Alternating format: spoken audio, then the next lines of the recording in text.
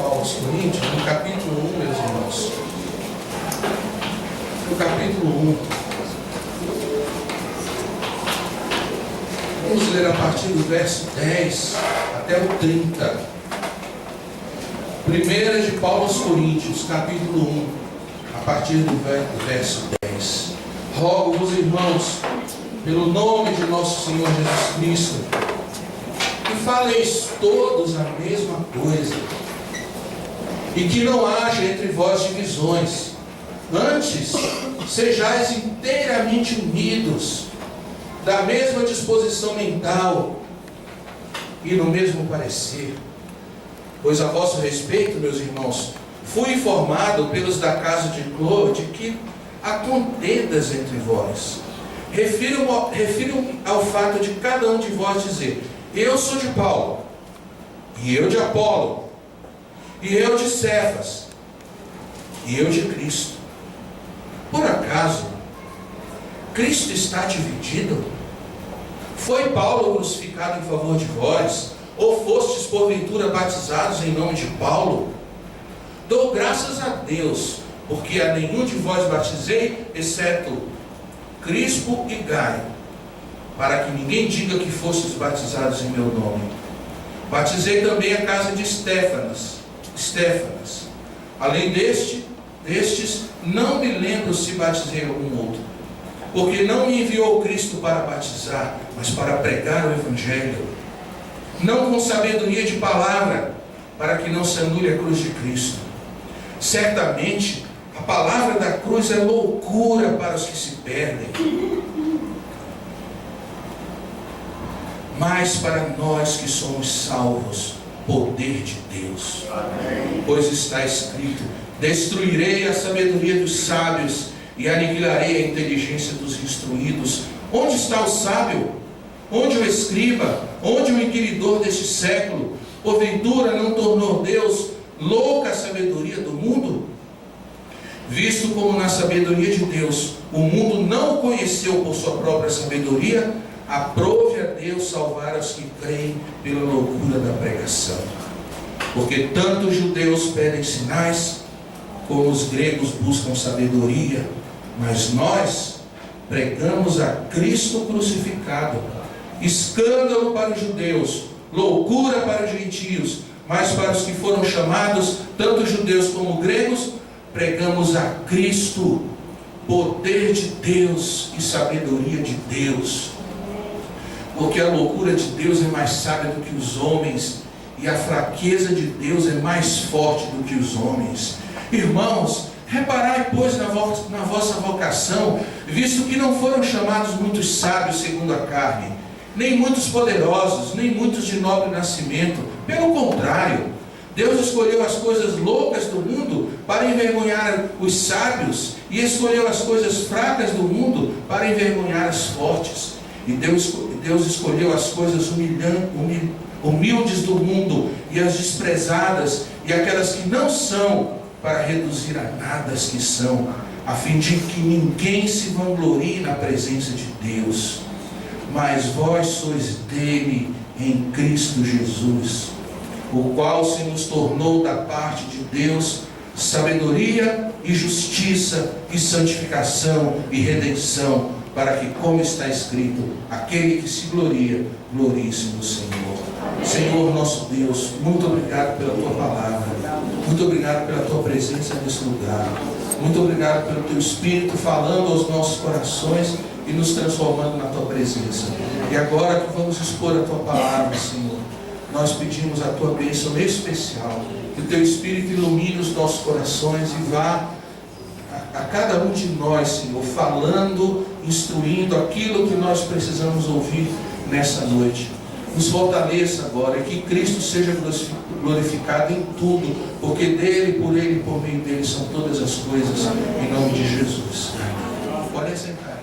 Quando a igreja começa a perder a gratidão pela salvação recebida, quando uma igreja começa a se esquecer da maravilha que foi feita por ela através da obra do Senhor Jesus Cristo, quando a igreja começa a ficar acomodada e muito vaidosa, ela começa então a achar que pode decidir em que tipo de coisa ela está interessada ou que tipo de coisa ela gostaria que fosse ensinada para ela. Uma igreja que perde a gratidão pela salvação recebida começa a achar que já é senhora de si e que já não aceita mais qualquer ensinamento, mas ela quer dizer aquilo em que ela deseja ser ensinada. Assim estava essa igreja de Corinto. Estava muito cheia de si, muito autossuficiente, muito cheia de vaidades. E, portanto, começou a acontecer o que geralmente acontece quando a gente se encontra nessa situação. Começou a haver divisão entre eles. Começou a haver uma séria divisão. E não só começou a haver uma séria divisão, em que parte da igreja dizia, não, eu sou de Paulo, e o outro grupo dizia, eu sou de Apolo, e outro grupo dizia, não, eu sou de Cefas, o outro mais espiritual que todos, não, eu não sou de homem nenhum, eu sou de Cristo, não é? E aí eles caminham nessa posição carnal, infantil na fé, de começarem a ter os seus mestres preferidos e a causar toda essa divisão. E havia um problema também aqui entre eles. Uma parte da igreja, que era feita de judeus convertidos, como diz Paulo no verso 23, estava mais interessada em sinais, ou seja, em milagres, em coisas espetaculosas, não é? Em coisas sobrenaturais. Tudo isso é característica de uma igreja infantil.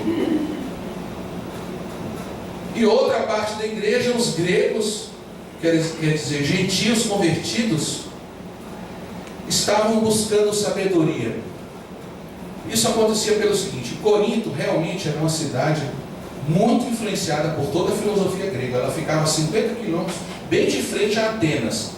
Então a filosofia, o interesse pela filosofia e pelas novidades era tão vivo em Corinto como era em Atenas.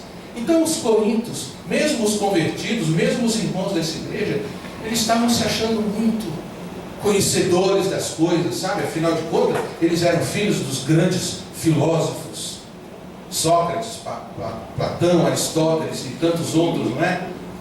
E eles então estavam querendo, eles estavam atrás de um tipo de evangelho que se adequasse à cultura deles, à cultura filosófica, um tipo de evangelho que pudesse ser ensinado e aplicado de uma maneira culta, que as pessoas que gostavam de filosofia se sentiriam bem com aquilo e então traria para o evangelho esse nível mais alto, superior, com essa expressão de sabedoria.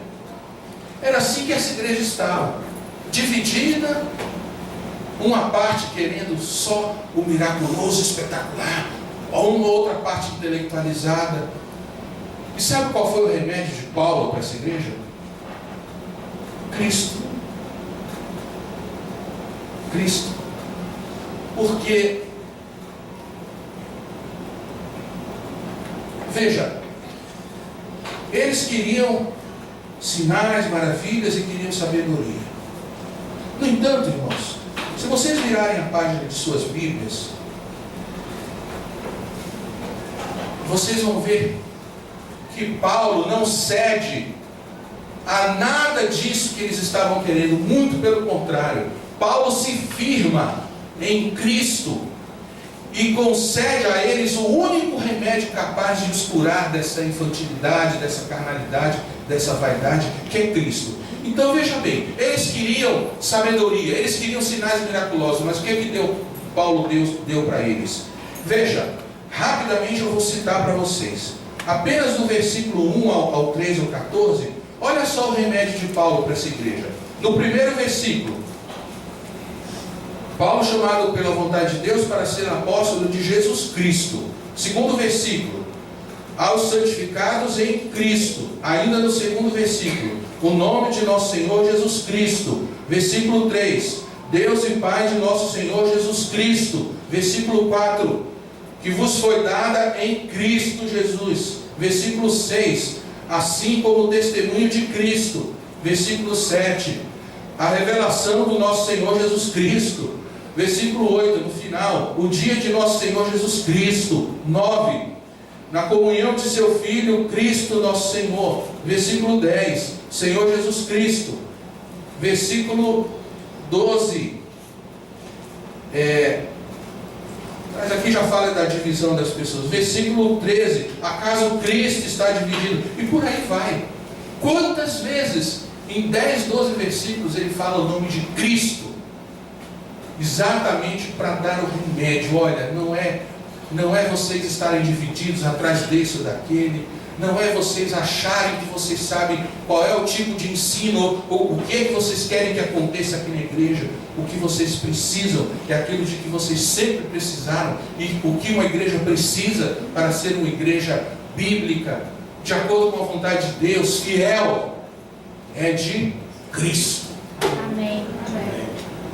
Então, Paulo disse: nós pregamos a Cristo crucificado, não é? Nós pregamos a Cristo, poder de Deus e sabedoria de Deus. Mas eu falei essa introdução, irmãos, para mostrar agora, nos versos 30 e 31, por que Cristo é tão importante para nós.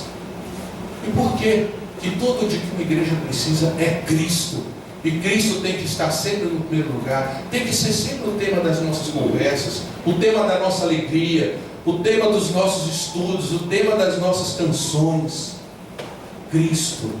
Porque diz o verso 30, mas vós sois dele em Cristo Jesus, o qual se nos tornou da parte de Deus sabedoria e justiça e santificação e redenção, para que, como está escrito, aquele que se gloria, glorie-se no Senhor. Amém. No que está a sua glória, meu irmão?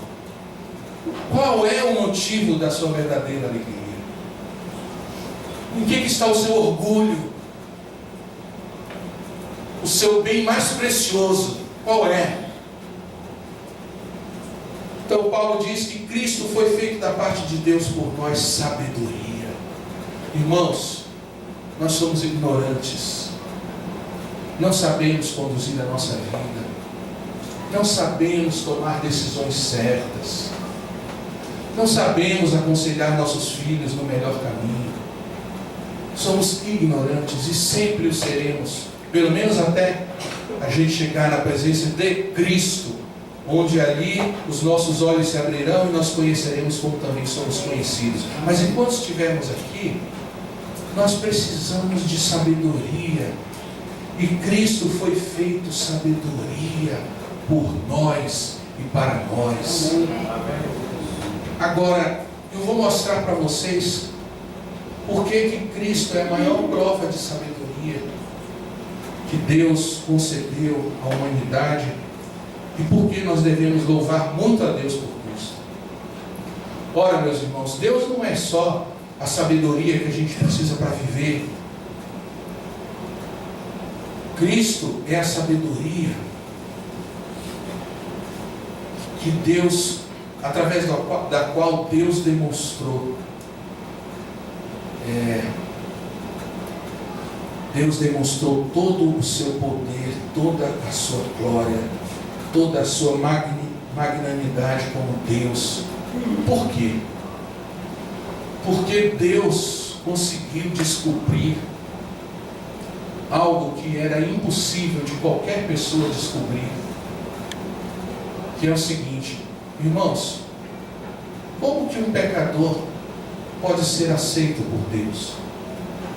Como um pecador pode ser abraçado por Deus, perdoado, como um pecador pode ser feito filho de Deus, e Deus pode pegar esse pecador e trazer junto a si. Como seria possível uma coisa dessa? Como é que o homem poderia ser justo diante de Deus?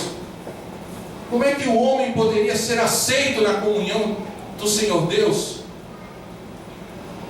Isso era impossível, porque Deus é santo e nós pecadores. Olha, se Deus nos aceitasse na sua presença, de qualquer outra maneira, não, você é pecador, mas olha, eu vou te aceitar assim mesmo. Isso seria uma tal afronta à justiça de Deus, que Deus não seria mais Deus. Porque Deus é justo, santo, perfeito. Ele não pode passar por cima do pecado do pecador. Ele não pode fazer vistas grossas. Então, como pecadores podem ser aceitos na presença de Deus? Porque Deus, na sua sabedoria, descobriu um meio. E esse meio qual é? Cristo. Cristo. Só através de Cristo essa maravilha poderia acontecer, de um Deus santo receber pecadores na sua comunhão. Olha, quando Jesus, naquele momento tão difícil da sua vida, orou ao Pai 3 vezes dizendo: Pai, se possível, passa de mim esse cálice. O que aconteceu ali? Não foi possível, não é? Você acha que se houvesse uma outra maneira, Deus deixaria o seu filho sofrer tanto? É que não havia outra maneira. Mas Deus descobriu essa única maneira.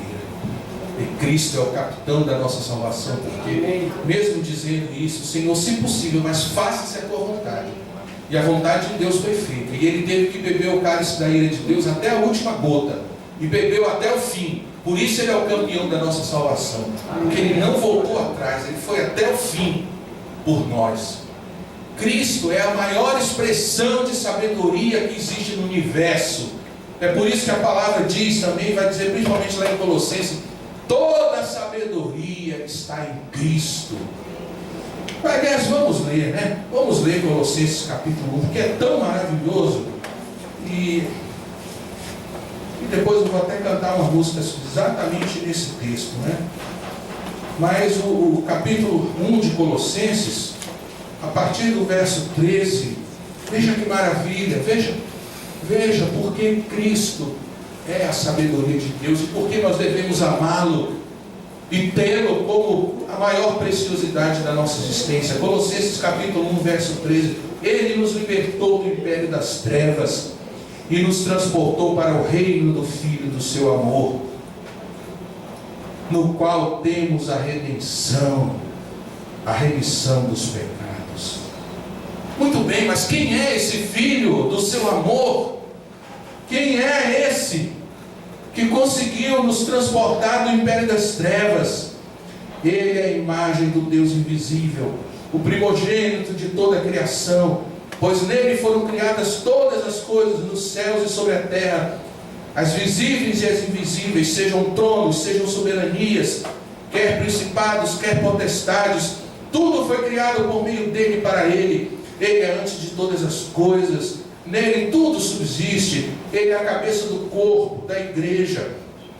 Ele é o princípio, o primogênito dentre os mortos, para em todas as coisas ter a primazia, pois aprove a Deus que nele residisse toda a plenitude, e que, havendo feito a paz pelo sangue da sua cruz, por meio dele reconciliasse consigo mesmo todas as coisas, quer sobre a terra, quer nos céus. Que maravilha, hein? Esse é o nosso Cristo. Esse é o nosso noivo. Esse é o amor das nossas almas. Esse é o campeão da nossa salvação. Ele foi feito por Deus sabedoria, mas ele também foi feito justiça por nós. Verso 30 de 1 Coríntios. Justiça. Porque como nós poderíamos ser justos diante de Deus? Nós precisávamos de perdão para ser aceitos por Deus. E Cristo foi a sabedoria de Deus para conseguir esse perdão. Muito bem, nós fomos perdoados em Cristo. Mas e daqui para frente? Como é que nós seremos justos diante de Deus? Como é que nós poderemos andar na presença dEle? Ah, mas acontece que Cristo foi feito justiça. Deus fez de Cristo justiça para nós. A nossa justiça está em Cristo. Nós não temos nenhuma. Mas sabe qual é a maravilha que está em Cristo? É que Cristo foi feito justiça por nós. E aí, nós que não temos justiça nenhuma, foi acreditada na nossa conta a justiça de Cristo. É por isso que nós somos aceitos diante de Deus. O que aconteceu no Calvário? Aconteceu o seguinte. Primeiro, foi a transação mais impossível de acontecer. No Calvário aconteceu uma transação entre o Pai e o Filho, uma troca que é tão maravilhosa e é tão inimaginável. A gente só sabe disso porque está na palavra. Porque homem jamais poderia imaginar uma coisa dessas que Deus fez. E o que Deus fez no Calvário? Pegou os pecados do seu povo, da sua igreja, e colocou sobre Cristo. Então Cristo sofreu vicariamente, Ele sofreu no nosso lugar, por nós. Deus pega os nossos pecados e coloca sobre Cristo. Aí Deus pega toda uma vida de obediência e de perfeição que foi a de Cristo, porque Ele nunca pecou. Ele obedeceu a lei em todos os seus itens. Ele obedeceu perfeitamente a lei. Ele foi o único que durante cada segundo da sua vida amou a Deus de todo o seu coração, de toda a sua força, de toda a sua alma, de toda a sua inteligência. Ele foi o Cordeiro sem mácula, perfeito, justo. Aí Deus pega a justiça de Cristo e coloca sobre nós, a sua igreja. Como é que pode um negócio desse? Como é que pode um negócio desse? Isso foi feito por mim? Você se pergunta, meu irmão. Foi, meu irmão. Se você está em Cristo, isso foi feito por você. De tal maneira que Deus olha para você hoje e olha para mim, mas Ele não vê os pecadores que nós somos e que nós sabemos que somos. Ele nos vê puros, justos, perfeitos, porque Ele vê em nós a justiça do seu Filho. É coisa para a gente andar de joelho o resto da vida agradecendo. Por isso que uma igreja que ama Cristo, que tem Cristo em primeiro lugar, ela não consegue ter tempo para divisõezinhas, para questõezinhas pequenas, de desuniões, de fofocas, de preferências. É por isso que uma igreja que está em Cristo, que tem Cristo como um painel diante de si, agradecidos pela salvação em Cristo, não tem tempo para ficar querendo mandar e dizer e desdizer. Não. Essa igreja só quer uma coisa, é saber mais de Cristo, é aprender cada vez mais dele, é amá-lo cada vez mais, é conhecê-lo, é glorificar o seu nome através de uma vida bonita. Então Cristo é nossa justiça, mas Cristo também é nossa santificação. Cristo é nossa santificação, porque nós não conseguiríamos por nós mesmos levar uma vida de santidade. Quem é que consegue por si ser santo? A gente não consegue, irmãos, porque é assim. De maneira legal, de maneira posicional, nós já estamos santos e perfeitos diante de Deus. Aliás, nós estamos até já assentados nos lugares celestiais em Cristo. Essa é a nossa posição legal e real diante de Deus. Mas nessa vida, a gente foi deixado aqui para ter essa luta contra o pecado e passar pelo processo de santificação. Que o processo de santificação é que o Espírito Santo vai nos tornando cada dia mais a semelhança de Cristo. Então a gente tem essa luta. Mas como a gente vai lutar? Como a gente vai conseguir vencer a nossa própria carne, que é o nosso maior inimigo, porque a gente dorme com ele, não é? É dormindo com o inimigo, acordando com o inimigo, andando com o inimigo. Somos nós. É a nossa carne que sabota a nossa espiritualidade, que nos dá rasteira. E tem outra coisa, o mundo, não é? Como a gente vai conseguir se santificar nesse mundo que a cada esquina que você dobra são tantas tentações? A mídia toda é anti-Deus, é anti-palavra de Deus. Os conceitos nas escolas e universidades são todas anti-Deus. São contrários à fé, são contrários à família. Como é que a gente vai conseguir ser santo numa sociedade dessa? E em terceiro lugar, como é que a gente vai vencer o diabo, hein? Como é que a gente vai vencer o ser que está há milênios e milênios e milênios aprendendo como fazer os crentes cair? Ele é muito sábio nessa arte, um anjo poderosíssimo, muito astuto, muito mais poderoso do que nós. Como é que a gente vai vencer um ser dessa natureza? Ah, mas tem jeito. Cristo foi feito para nós santificação. Veja João 17:17, quando Cristo faz a sua última oração, a sua oração sacerdotal. Aliás, João 17, sim, vamos ler o verso 19. Veja o que Cristo fez por nós, que nos possibilitará vencer todos esses inimigos e continuar o nosso processo de santificação, vencendo todos os inimigos. Diz a palavra de Deus: e a favor deles eu me santifico a mim mesmo, para que eles também sejam santificados. Meus irmãos, Cristo se santificou. E o que acontece? A santificação dele é dada para nós. Ele se santificou para que nós também sejamos santificados na verdade.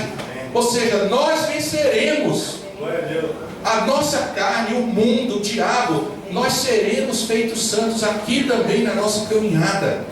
É claro, meus irmãos, não de uma maneira acomodada, não é? Não de uma maneira acomodada, andando aí tranquilo. Não, eu vou ser santificado de qualquer jeito. Não. O mesmo Deus que determina as coisas, Ele determina o meio como essas coisas vão acontecer.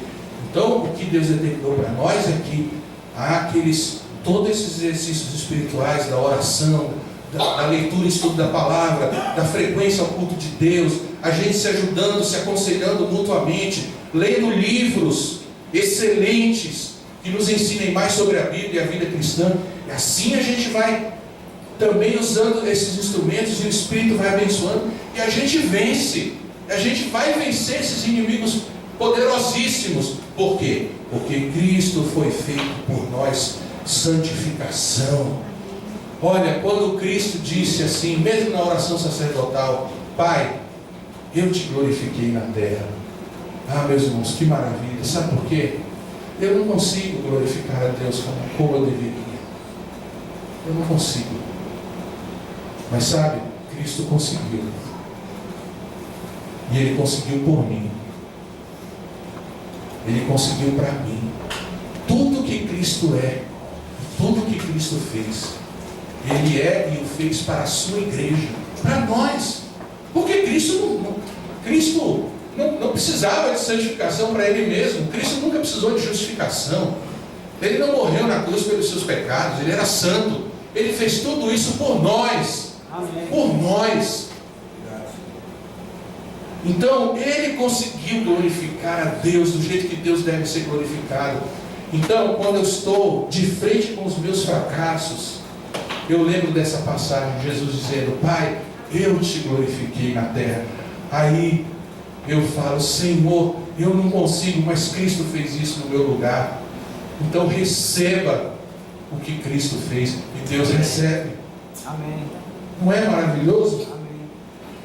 Então, por fim, Cristo também foi feito por nós redenção. A redenção, ela tem 3 aspectos na nossa vida. Primeiro, naquele primeiro momento, quando a gente conhece a Cristo como Salvador, que a gente se converte. Então, Cristo é a nossa redenção. Que a gente fica naquele primeiro amor, aliás, do qual a gente nunca deveria sair, nunca, na verdade, né? Do primeiro amor. Mas essa é a primeira manifestação de Cristo como nossa redenção. É quando a gente entende o Evangelho. É quando a nossa alma, não é? A nossa alma orgulhosa, não é? A nossa alma autossuficiente, ela é quebrantada diante do amor de Deus por nós. Quando essa alma é quebrantada a primeira vez e obedece pela primeira vez a voz do seu Senhor, ali é a primeira manifestação da redenção. Em segundo lugar, a redenção se manifesta na nossa caminhada com Cristo aqui nesse mundo, porque na vida cristã a gente vai sendo redimido, a gente vai sendo desarraigados do mundo. Você sabe o que é desarraigado? É arrancar pela raiz. Uma coisa que você arranca pela raiz. A redenção de Cristo tem mais essa dimensão também. Durante a caminhada cristã, Ele vai arrancando o mundo de dentro de nós, o pecado, o nosso apego a toda essa cultura de lixo. A gente vai deixando de gostar dessas coisas. A gente vai deixando de gostar de pecar. A nossa alma não vai mais aceitando certas coisas. A gente já não aceita mais conviver com essa cultura de lixo. A gente não aguenta mais deixar a nossa alma horas e horas assistindo um tipo de programação ímpio, vazio, anti-Deus, que só faz esfriar o teu amor por Cristo. A alma não aceita mais. Isso é Cristo nos redimindo na dimensão da vida cristã também, arrancando o mundo de dentro de nós e nos fazendo amar a Cristo. Amém. Cada dia mais. Amém. Glória a Deus. E por fim, a terceira dimensão da redenção é exatamente quando a gente chegar na presença dele, quando a gente morrer.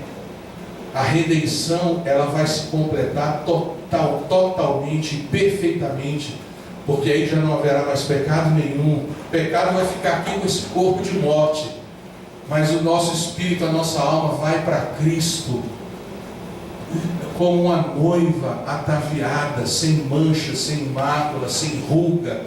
A gente vai chegar perfeitos na presença de Deus, como um tapete muito bonito, uma obra de arte, porque cada crente é exatamente isso, porque somos feitura dele, criados em Cristo Jesus para boas obras, e a feitura dele é exatamente essa. Nós somos feitos à mão, somos obras de arte para a glória de Deus, para a glória de Cristo, feitos à mão. Amém. Tecidos pelo próprio Deus. Então, quando nós chegarmos na presença de Cristo, aí todo o processo de redenção vai se completar, finalmente sem pecado, finalmente sem mais morte, sem dor, sem tristeza, sem doença, sem separação, sem nenhum tipo de perda. Nós estaremos na presença de Cristo. Amém. Para nunca mais sairmos de lá. Amém. A única grande mudança que haverá é que quando Cristo vier a segunda vez, nós viremos com Ele, nossos espíritos, e a gente vai então retomar o nosso corpo, que agora será semelhante ao corpo de Cristo. E aí virão os novos céus e a nova terra, a nova Jerusalém e todas aquelas maravilhas, mas nunca mais pecado, nunca mais a história humana será amaldiçoada com pecado, nunca mais haverá pecado, nunca mais. Por toda a eternidade nós vamos desfrutar da comunhão bendita com a Trindade Santa. Nós seremos abraçados para viver no pacto de amor e união que a Trindade Santa sempre viveu antes dos tempos eternos, porque Deus é esse Deus maravilhoso que é um Deus só, mas que existem 3 pessoas, e essas 3 pessoas são uma família, que sempre souberam, Deus sempre soube o que é o amor. Deus não é um ser sozinho no universo, um sozinho, não é que criou tudo e governa tudo, mas é sozinho, autossuficiente. Um Deus assim não saberia o que é amar, porque Ele é sozinho, e o amor só pode acontecer, no mínimo, entre 2 pessoas. No entanto, o Senhor nosso Deus são 3, é um Deus, mas 3 pessoas, e a Trindade Santa sempre viveu num pacto de amor e comunhão, e esse pacto sempre foi tão maravilhoso, do Pai amando o Filho amando o Pai, o Pai amando o Espírito, e o Espírito amando o Filho e amando o Pai. E essa comunhão da Trindade Santa e Bendita sempre foi tão maravilhosa, que Deus, que a Trindade derramou essa maravilha desse relacionamento de pacto, e Deus então decidiu dar uma igreja a Cristo, para que essa igreja fosse trazida para essa comunhão do pacto da Santa Trindade também, para nós experimentarmos que maravilha é o que a Trindade experimenta nesse pacto. É para isso que nós somos salvos. Amém. Glória a Deus. Vocês podem imaginar uma coisa dessas? Glória a Deus. Que a gente foi salvos, que nós existimos porque Deus amou tanto a Cristo, e Ele achou que esse relacionamento entre a Trindade era tão maravilhoso, que Ele quis que mais pessoas conhecessem esse relacionamento, mais pessoas fossem trazidos para o pacto da Santa Trindade. E é isso que nos aguarda na vida futura. Amém. Então, mas vós sois dele em Cristo Jesus, o qual se nos tornou da parte de Deus sabedoria e justiça e santificação e redenção, para que, como está escrito, aquele que se gloria, glorie-se no Senhor. Amém. Que Ele assim nos abençoe. Glória a Deus.